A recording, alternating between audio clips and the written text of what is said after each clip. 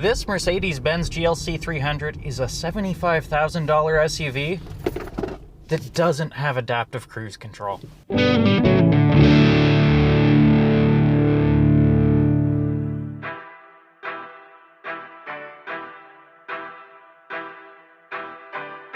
It's no news that brands make you pay to play in today's luxury segment, but if I were a Mercedes-Benz customer in this bracket, I think I'd be a little bit offended. You see, this new generation GLC is fine as premium crossovers go, but the brand really wants to milk you, and they make no secret of it.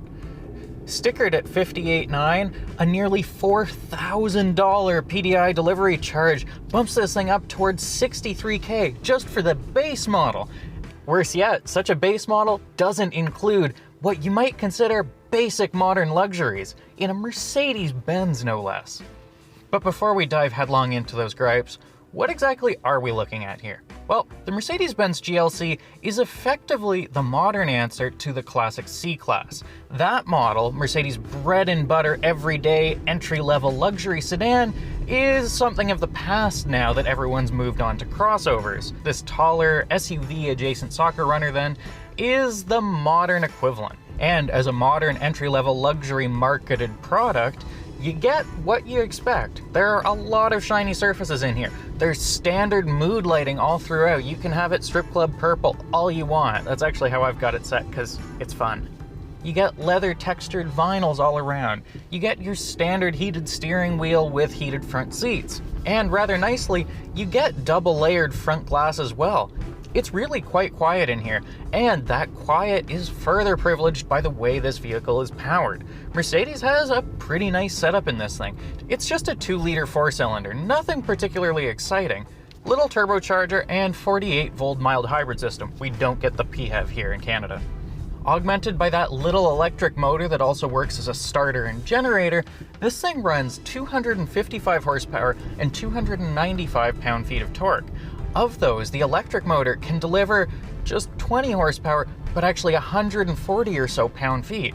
We often say that you buy power, but you drive torque, and that torque really does a really good job in here.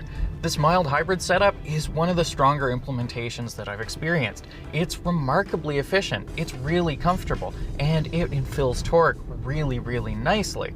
Just cruising along, the engine will drop down to 0 RPM and it'll just pull itself along on little throttle inputs with that electric power. Tootled round gently, Mercedes reports to NRCan that that's good for fuel economy figures of 10.4 liters per 100 kilometers city, or 9.1 liters highway, or 9.8 liters combined. And impressively, even driven with a bit of a heavy foot, those numbers bear out. Run around Toronto and even halfway to Sudbury on my 2-week test, this thing has averaged a dead set 10 liters per 100 combined. That's phenomenal economy for what is a larger vehicle. Part of that is also thanks to something I'm feeling right now, a really elegantly integrated freewheel system. This car is able to make the most of its kinetic energy by disconnecting and simply coasting. Let off the pedal and it'll just coast really smoothly with effectively no drag from the powertrain. That's a really big strength and something that's been largely overlooked in modern hybrid applications.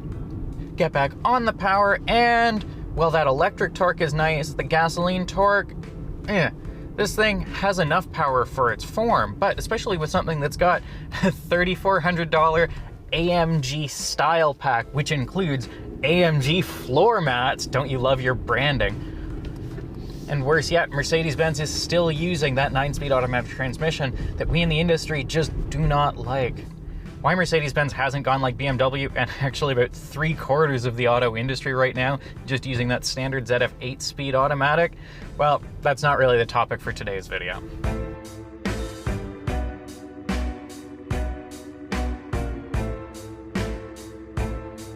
What is the big topic for this video, though, is how Mercedes-Benz is going to get your money.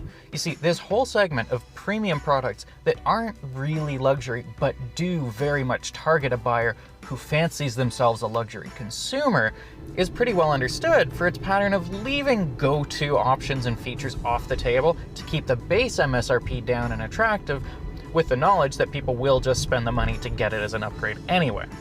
Some take a more value-forward approach like Genesis, which is really competitive, offering a lot of really attractive core luxury features, but leaving upward room for bonuses like massaging seats and so on and so forth.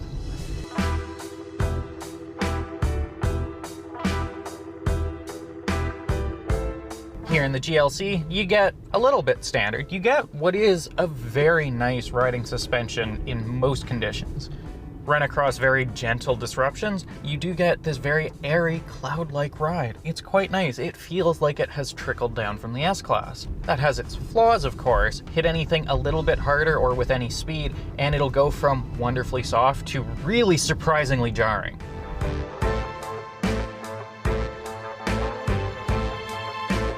You do get a lot of standard displays, which this segment buys into. In this case, an 11.9-inch central display with Mercedes' latest version of the MBUX infotainment system. Side note, apparently they hate when we call it MBUX, but they spelled it MBUX. You also get a 12.3-inch digital cluster. Integration between the two is pretty well executed across the native apps. It's a pretty robust system. It takes a little while to get used to, and certainly tech-averse users may have trouble finding even basic functions on the regular. But if you are a power user and you're into the shiny goodies, this does cater to a lot of that. It must be acknowledged that the style may not necessarily be to everyone's tastes, and it is an aesthetic that I fear may start to look dated sooner than we might like. With that said, the execution of, for instance, the native navigation is gorgeous. This does a really, really nice job of presenting your navigation and maps. It does such a nice job, however, that it sort of pushes Apple CarPlay and Android Auto to the side. They're both still there with standard wireless support. You also get a standard wireless charger down there in the center console.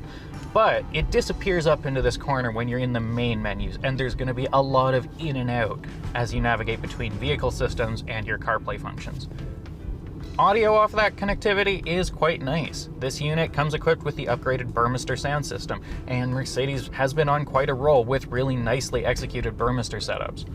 That segment, sort of an obvious go-to option if you're buying in this segment, is about $1.5K, but it is standard included with most of the premium package options.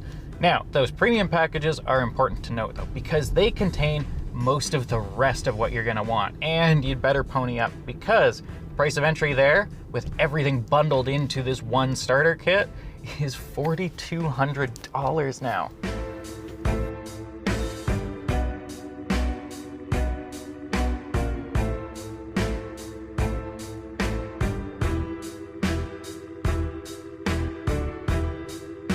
Yes, it adds a lot of what you would expect it to.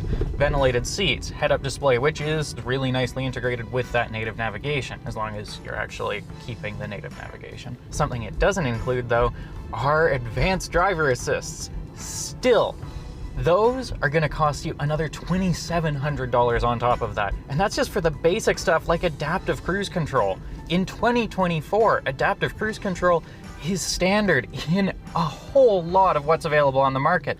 I'm not even talking about your segment equivalents now, because yes, the Genesis GV70 is an arguably nicer vehicle for the same price, starting at $60K. That model comes standard with Genesis' whole highway driver assistance and advanced driver assist suite just for everyday traffic.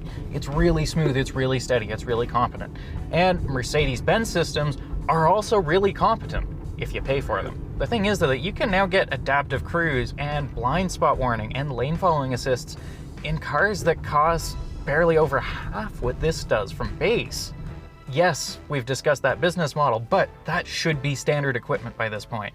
And Mercedes-Benz buyers should be a little irate. Were I in the showroom, I'd be leveraging for some sort of a deal on that, but really I wouldn't be in the showroom because I'd be buying a GV70.